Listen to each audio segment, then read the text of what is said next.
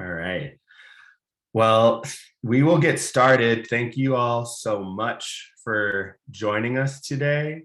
We are really excited about this conversation that we had this collection of people that we had here today to explain a little bit more about protecting teachers of color and why it's so important to us.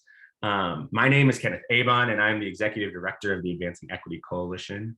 Our mission as an organization is to develop the political will to eliminate institutional racism in Minneapolis public schools in service of our vision to ensure every child in MPS receives a high quality education.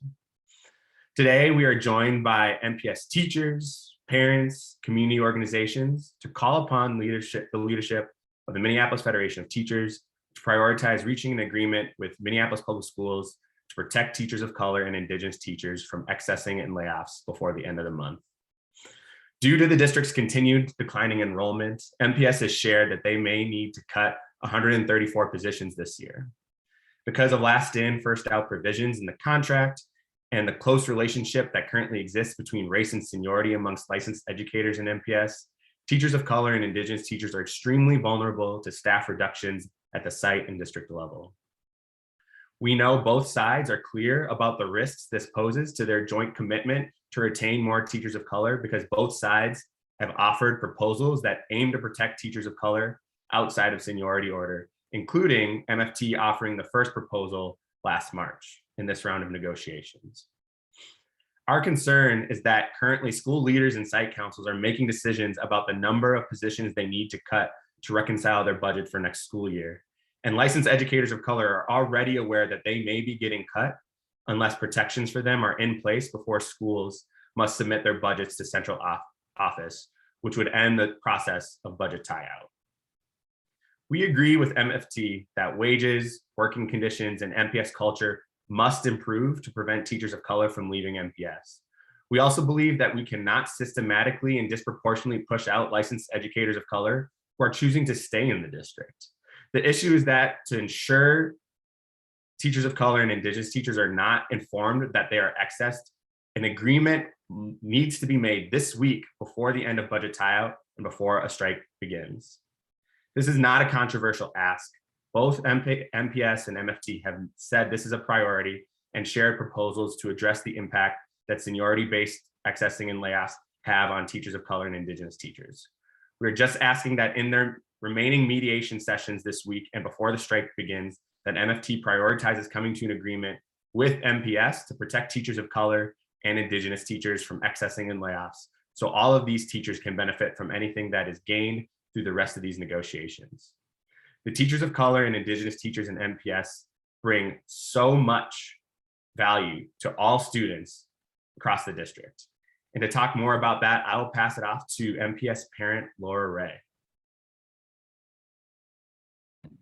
Good morning. My name is Laura Ray, and my children attend Hall STEM Academy in North Minneapolis. And I'm just here today to say that teachers of color are very important. We need teachers who are going to teach and help with the children who can,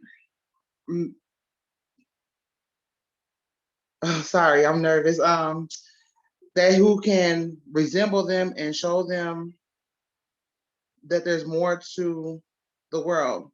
I'm off script, but I just want them to see what that looks like. Ideally, it would be a teacher of color teaching social skills, social studies, science, math, and we just need them. We need them instead of them being removed. We need to figure out how we can keep them in our community. Thank you, Laura. You did great. Thank you. No problem. You did great. So next, I want to pass it to Veronica Vasquez, who is a MPS teacher. So Veronica, if you want to pop on up. Well, hello, good morning. I am very grateful for the opportunity to participate in this call to protect teachers of colors. and Indigenous teachers across the entire of MPS from seniority-based layoffs. My name is Veronica Castellanos Vasquez, and I'm a kindergarten teacher at Emerson in Minneapolis Public Schools, Emerson Elementary. Every day, I'm at school at 7 in the morning to welcome my students and families. When my students and families come to my classroom, they don't see a teacher that has a Tier 2 license. They see a teacher that speaks Spanish and knows the Latin culture. They see a teacher that cares and loves their children and knows how to teach kindergarten in a bilingual classroom. Someone who will go the extra mile to create a loving learning environment. A committed teacher dedicated to serving our next generation of bilingual students. I completed a master's in education in bilingual programs with the University of Minnesota. After earning an award as a Fox 9 top teacher in 2019, and 9 years as a bilingual associate educator before my 5 years as a teacher, I started to think that if I was teaching at another school, I would be at risk of being laid off each year due to budget shortfalls or declining enrollment. This is the exact position so many of my colleagues of color across the district find themselves in right now, despite their experience, skills, and cultural affinity with the students they teach. They are unprotected, despite the critical underrepresentation of people of color in our union compared to the community we serve. Every teacher of color in this district should be protected from layoffs in seniority order, because every student deserves to have access to the increased social, emotional, and academic outcomes that we know teachers of color can provide. I call on my union leaders to use this 10-day cooling off period to come to agreement with MPS administrators and sign the MOA. Let's put our shared values of equity and excellence into policy. I support safe and stable schools, and that means protecting teachers of color before we go on strike to fight for everything else we need. Layoffs and accessing are imminent, and our students can't afford to lose us. Thank you. Thank you so much for sharing those reflections, Veronica. I really appreciate it. I think we all really appreciate hearing from a teacher in this moment, especially about this issue. And so with that, I will pass it to Brianna Thompson, who is an MPS alum and a parent. So Brianna, do you want to go ahead and share? Brianna, I'm sorry, you're on mute. Oh, sorry, I was on mute, sorry. Hello, everyone. I am a MPS parent and alumni, and I just want to talk about the importance of having teachers of color. We all know that first of all, Minneapolis Public Schools has a large population of students of color. Therefore, they deserve and they need teachers who look like them, who can relate to them, who can advocate for them. I went to MPS from high 5 all the way to 12th grade, and I only had 4 teachers of color. And my personal experience with that was, I just figured that teachers of color didn't fit the description. And of course that was wrong, but it made me feel that way. And I want more for my children attending MPS. Like I said, they deserve it. It's healthier for them. It makes them thrive better. It's a necessity. So they need to be protected. And it's just something that we need. And it's something that our children deserves. So if we can do anything to stop them from being laid off, we need to do that. Thank you.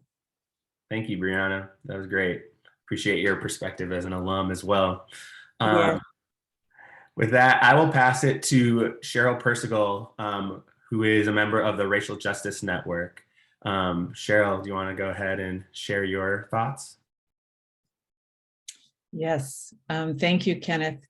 My name is Cheryl Persigel, and I'm a member of the Racial Justice Network and of We Win Institute. I'm also the mother of 2 recent graduates of Minneapolis Public Schools, and I'm pro-union.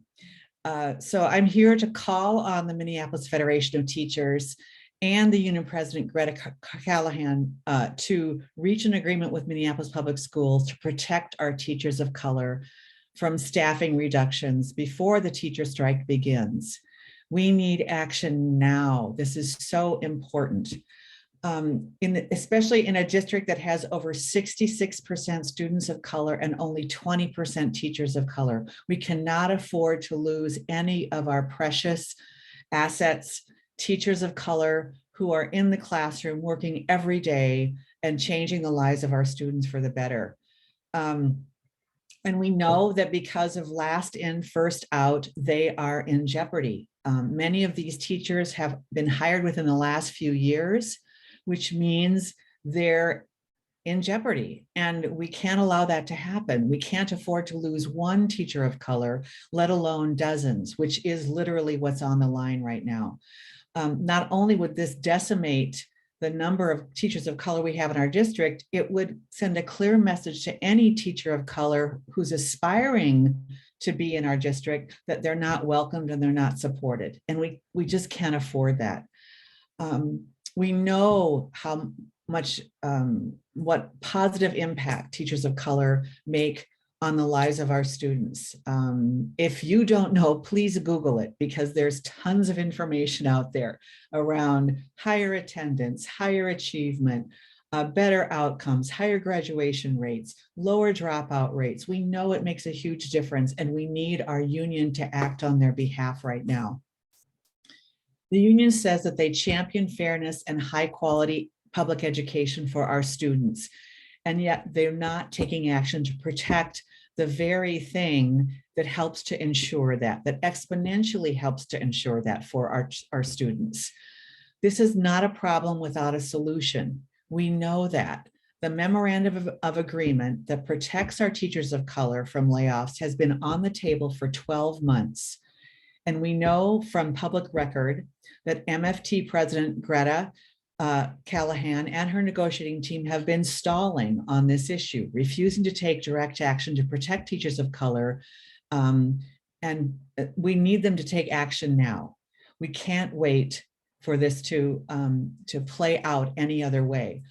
In effect, union leadership is using the black and brown bodies of our teachers of color as bargaining chips in this process. And if they don't take action now to protect them before the budgeting process goes into effect, these teachers will lose their jobs and they'll lose all the benefits of any negotiating process that comes after. So I'm here to advocate for our teachers of color. I'm here to advocate for the union in taking courageous leadership in this. And I'm here to support our students in doing what's very best for them. Thank you. Thank you, Cheryl. And now we'd love to hear from Sonia Emmerich, a MPS alum and another MPS parent as well. Hi, I am an MPS grad, South High 2000. I am also diagnosed with autism spectrum disorder. Like many in my generation, I was missed for diagnosis until adulthood. So I didn't have a 504 or an IEP or receive special education services as a student, and school was pretty rough for me. And one problem that I ran into at South High in the late 90s was that you needed 4 PE credits to graduate high school to get your diploma. And I had eked out 3, but had also failed gym 5 times. And I wasn't going to graduate because of that. And when I was getting closer to the end of my senior year and facing that reality, the only barrier between me and graduation was this gym credit, which now I know is because gym was sensorially intolerable to me because of my disabilities. I went to a teacher who I thought would be responsive to my experience. Now, my gym teacher was a white teacher and he was fine. He was a good teacher. But when I needed help solving this problem, I went to a gym teacher who I didn't have personal relationship with yet at that point, but who by reputation was known to be responsive and collaborative to all kinds of students. He was one of the few Black educators in my high school at the time, and one of the few educators of color that I had the opportunity to learn from in my time as an MPS student. And he was willing to work with me. We created an independent project where I walked my dogs after school and logged it, and my mom signed it, and I brought it back, and I got my gym credit, and I graduated. We talk a lot about how much students of color need teachers of color, and that is absolutely true. That's true ethically, it's true evidentiary, but white students need teachers of color too. And as a white disabled student, I really needed teachers who had skill in the type of responsiveness that comes from lived experience of having to navigate systems that are not built in your interest. That is a tremendous quality and skill that teachers of color and Indigenous teachers bring to our school system that all students benefit from and need, and I needed more of. I'm now an MPS parent. My kindergartner has complex developmental disabilities and requires special education services across all points of his education. Educational service planning for him is very involved and complex. And I communicate with members of his IEP team almost every day. It's very collaborative. I work very closely with his teachers, related service providers, and he will eventually need one-to-one ESP help all day long, all across his education. There are few people who have as intimate an understanding, few people who aren't teachers, who have as intimate an understanding of how hard these education professionals are working as I do. And I'm absolutely in support of the union, the MFT, and protections for all of these amazing educators. But that protection needs to be equitable. And in order to be equitable, we do need the memorandum of agreement protecting teachers of color. They need to be treated like the valuable, precious resources to our district that they are. And an equitable protection for teachers, which means passing a memorandum of agreement to protect our teachers of color, and then continuing to support the teachers union in fighting for what they deserve, is the way to go. We don't have to make a hard choice here. We can do it all, and we definitely should. Thank you so much. Thank you so much for sharing your own experience, Sonia. I think that's really powerful to hear today. And now I'll pass it to Paula Cole, who is the Executive Director of Educators for Excellence Minnesota and a former MPS teacher as well. Good morning. Sonja, first of all, my child has special needs, and what you share has given me so much hope. And I'm very, very grateful that you were here. And also thank you to all of the voices that have come and spoken up today about this very important issue. Good morning, everyone. My name is Paula Cole. As many of you, I wear many hats in the movement to achieve education equity in Minnesota. I am the Executive Director for Educators for Excellence Minnesota.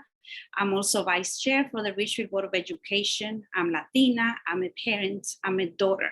But the role that's really bringing me here today is that of my 7-year experience as a teacher of color in Minneapolis Public Schools, a place where I both taught and served as a building union steward in the 2 buildings where I worked. As a woman of color, I have been in the position that many teachers of color in Minneapolis will find themselves in within a few short weeks. In fact, it has already started. In my first year teaching at Emerson Spanish Immersion, I was accessed. That happened very early in the spring when my principal came to me and told me that I may not have a job in that building the next year. It wasn't because I was a bad teacher. It wasn't because I wasn't respected by my colleagues or school leadership. My position was on the chopping block because of factors outside of my control. Namely, declining enrollment means that when budget cuts need to happen, the teachers who were hired the last are the ones who are first to leave. As you've heard others say before, the way that this current layoff structure goes, the newest hires are shown the door, and there's 30% of those who are teachers of color. I would like to note that the state has gone through an incredible movement of activism to increase funding for teacher diversity. And yet, all of the funders, philanthropy, and also legislators are starting to feel the frustration that the investments that they are making and fighting for so strongly are really not going anywhere, because then the teachers who are recruited and hired are not able to stay in their jobs. So this is really just a ticking bomb, honestly. After being accessed, I spent the next 3 months worried that I may not be able to return to the kids, the families, and the co-workers that I had come to love. I was fortunate that I was rehired for my position. At the end of my second year, I received an award for celebration of teachers from both the district and also MFT 59 because of my performance and the reviews and surveys from parents, families. And after spending 6 years total at Emerson, I chose to become a math coach, and I spent 1 year in that role at Fowle Performing Arts. And it was there when I left the cocoon that Emerson was to me of protection and love that I learned how difficult it is to be a teacher of color working in an environment where teachers are treating their colleagues of color with disrespect and sometimes disdain. Even though I served as a union steward in that building, a position that I was written in, even though I chose not to run because it was my first year in that building. And I found myself in a position many teachers of color find themselves in, feeling unprotected by their union. Fast forward to now, many years later, it is unfathomable that this issue still doesn't have a solution. It is on union leadership and MPS administration to prove that they really want to protect teachers of color right now. MFT 59 and MPS must act in the best interest of educators of color, not only in word, but also in action. While MFT 59 claims that they wish to prioritize teachers of color in their bargaining contract demands, the truth is there's a memorandum of agreement to protect teachers of color, and it has been on the table for months, brought on by the union. And yet, we are now deciding that instead of moving on the memorandum of agreement to protect them, it has very clearly become a bargaining chip to negotiate the latest teacher union contract. That is unfair to the many professionals of color who are waiting on our leadership to make a change. The union and the district must stop pointing fingers and sign the memorandum of agreement that will protect teachers of color from seniority-based layoffs. Please, let's not run down the clock on the livelihoods of our educators and the education of our children. As a woman of color, a former educator, a current school board member, a leader of an education equity organization, and yes, a former union steward, I call on the Minneapolis Federation of Teachers and the Minneapolis Public Schools Administration to pass the Teachers of Color Memorandum of Agreement and take it out from any contract negotiations. There's no need to do that. Let's do it now. Thank you. Thank you, Paula. Really powerful statement. Appreciate it so much. And then we will pass it now to another powerful educator, Alexis Mann. Good morning, everyone. I just first want to start out by saying that I am pro-union, I am pro-teacher, and I support the strike. I support safe and stable schools.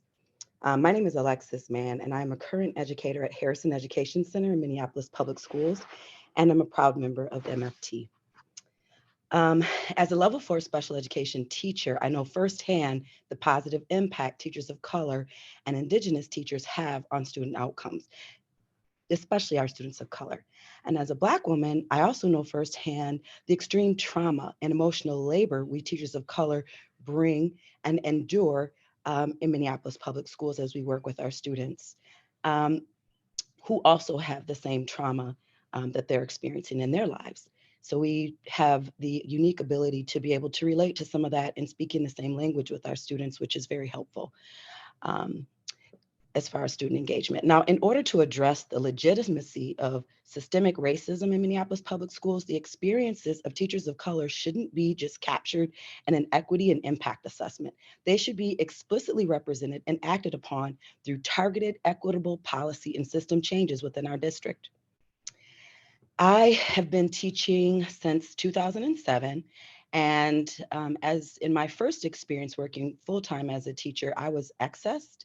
And I was new, as I said, to the teaching profession as far as in a full-time capacity.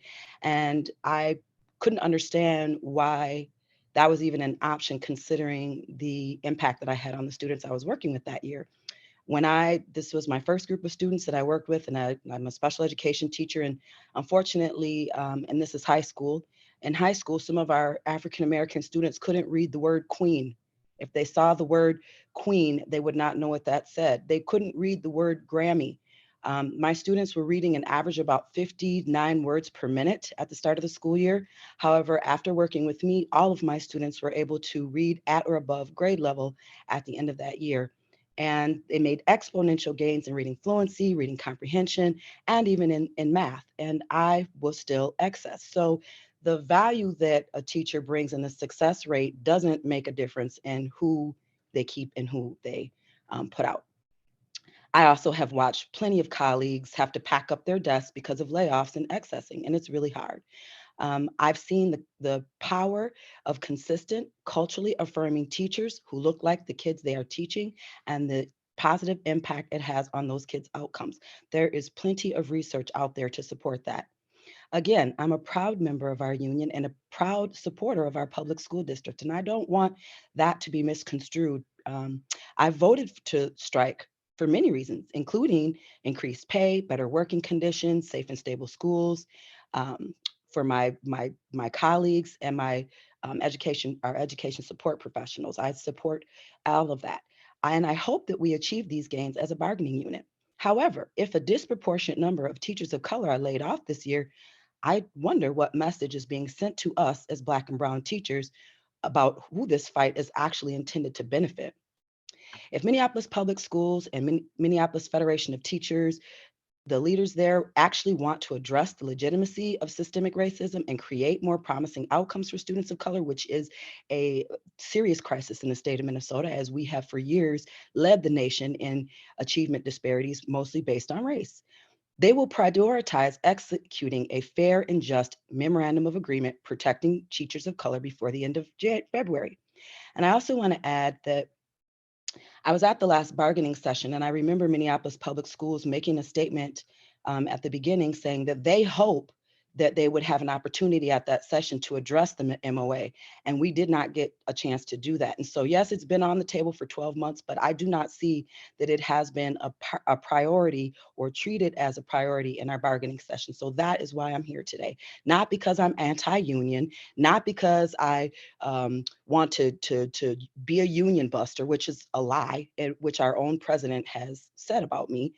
So I want to make it clear that that is absolutely not true about me, and I'm offended by those lies. And it makes me really trust the credibility of this leader who makes those false claims. Nevertheless, again, I'm a proud dues-paying member of MFT, and I believe that we have the power now more than ever to do what is right around increasing and protecting teachers of color who would be the most detrimentally impacted by the imminent accessing cycle happening in 2 short weeks. We have the power to reach an agreement with Minneapolis Public Schools to protect teachers of color through a more equitable interview and select process that gives equal consideration to all members while also respecting seniority and the value of our senior teachers. I pray that teachers of color don't become a bargaining chip to sponsor retirement packages and protections for preferred member groups as a result of this strike. The clock is ticking. Thank you for listening. Oh, thank you, Alexis. Yeah, I really appreciate your perspective there. And I think it, again, is an important addition to a powerful call to make sure we prioritize protecting our teachers of color. Now I would like to pass it to my colleague and our director of organizing at the Advancing Equity Coalition, Heather Anderson, who is also a parent in Minneapolis Public Schools. Heather, take it away. Hi, good morning. Like a lot of people on this call, I share multiple inroads and relationships with Minneapolis Public Schools. I'm a proud Minneapolis Public School parent. I'm a deep believer in supporting and loving teachers. I'm a former educator and I know how hard teachers work, and I know the shortages that exist within every educational group and also within Minneapolis Public Schools specifically. I believe that we have a responsibility and an obligation to affirm our district when we do well. And I think there are things that Minneapolis Public Schools does very well. I also think it is our responsibility to name areas that we could be doing better. In the 6 years that my children have been students in Minneapolis Public Schools, they have not had one single teacher that looks like them. We've been able to go to the barbershop and have people that look like them. There are many places in our community where my children can be affirmed by people who look like them, but that is not the case in their classroom currently, and nor has it been the case in their classroom. Teachers of color and Indigenous teachers are so important. And one of my dearest friends was excessed last year from her classroom, from her second grade classroom. As a teacher of color, she not only achieved academic growth for all of her students, she also acted very often as a translator, as a community builder, and she supported the teachers, both that look like her and the teachers and white teachers, in relating to community. But however, none of those added skills were able to be valued when it became time for layoffs because of shifting enrollment in that school community. Her ability to understand her students' experience didn't count. Her ability to speak their language and their culture didn't count. Her deep commitment to the school community didn't count. The only thing that counted was that she had been hired as a teacher less years ago than another teacher, on other teachers in that building. That was the only criteria that was able to be accounted for.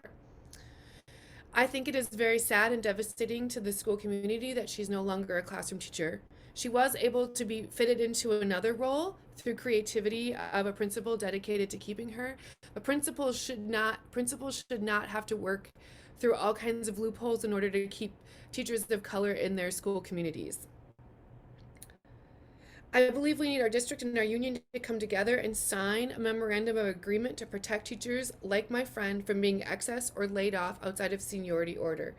My friend should still be teaching second grade. My children should have a teacher that looks like them. We need to do better for teachers of color in Minneapolis, and we need to do better for students of color in Minneapolis. And I hope we can use this opportunity to send the message to students of color that their identities are valuable, that we want them to feel seen, heard, and represented. And we can do this by creating protections from layoffs and accessing for teachers of color. We cannot afford to lose even one effective teacher of color in Minneapolis Public Schools. Thank you.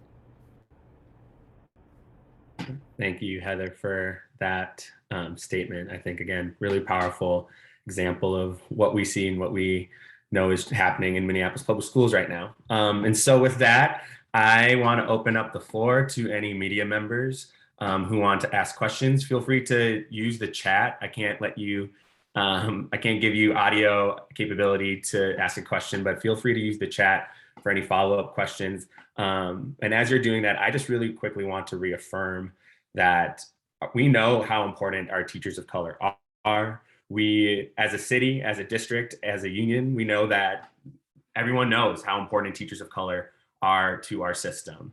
And that's why both sides have offered proposals to protect teachers of color outside of seniority order. So this is not a controversial issue. I really want to reiterate that. This does not need to be a controversial issue.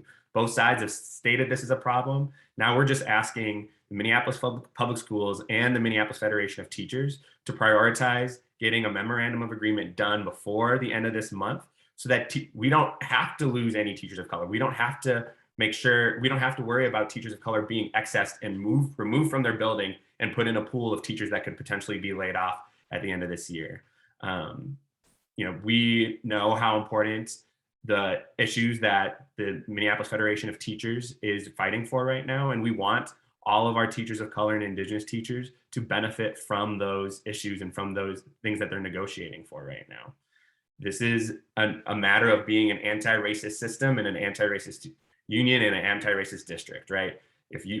We can say we can protect teachers of color. We need to do that, and we need to do that before we make any of them vulnerable to accessing and layoffs. And so with that, I want to open it up to any members of the media for questions. You can put that in the chat or in the Q&A function here on Zoom.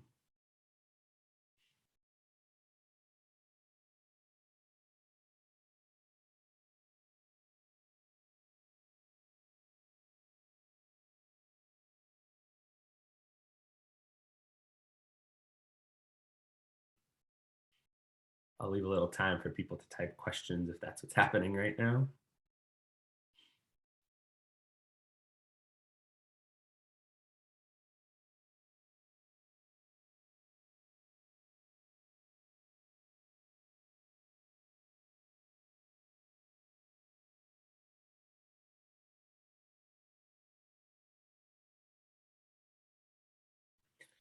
It looks like Kaya Edwards has a question. Could you please clarify if the main ask is to get both union and school district memorandum of agreement?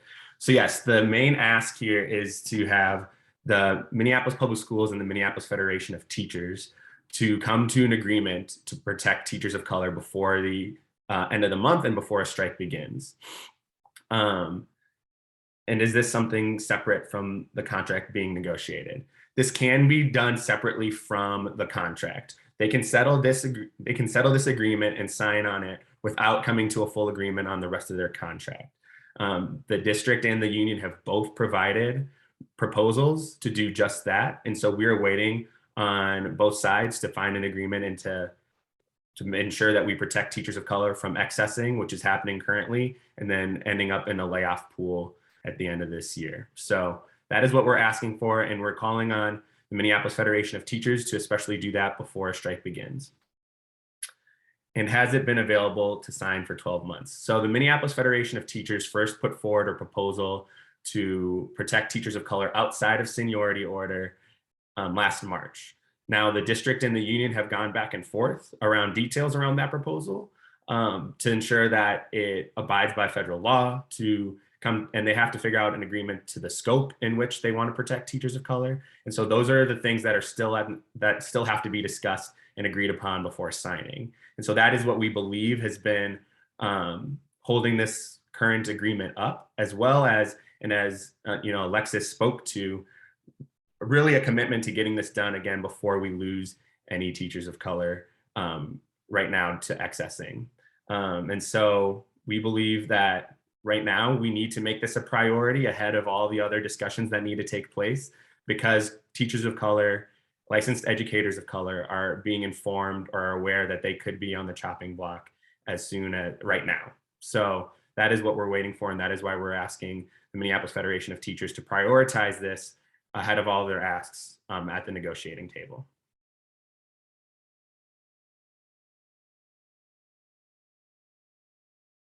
Alexis, I don't know. I saw that you added something in the chat. I don't know if you wanted to speak a little bit more to that.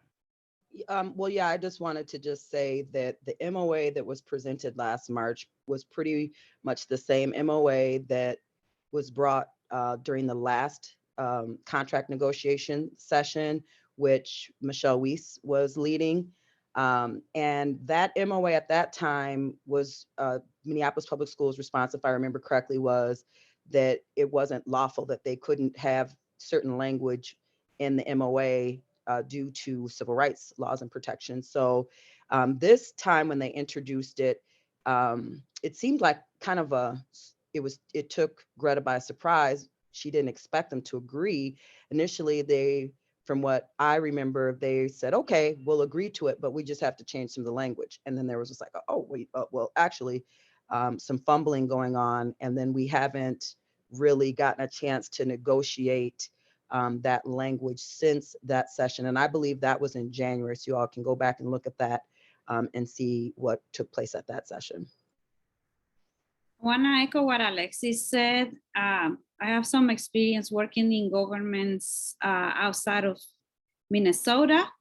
And there's something we call as grandstanding, when you come up in public and you just say something because it sounds popular, but then but then you're not really hopeful to ever making it, a reality.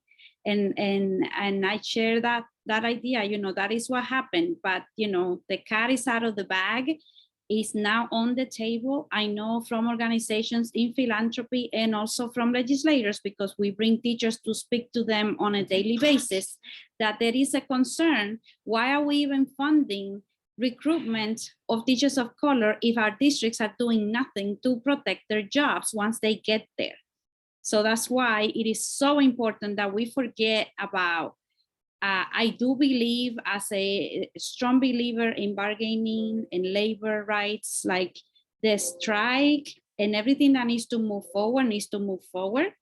But the teachers of color memorandum of agreement should not be a part of it. Like, there is no reason why a year ago proposal needs to be included into this when we have now an emergency. We have teachers who are right now signing those letters where they acknowledge that they know they might not have a job next fall. Thank you. Thank you, Alexis and Paula, for adding context to that question.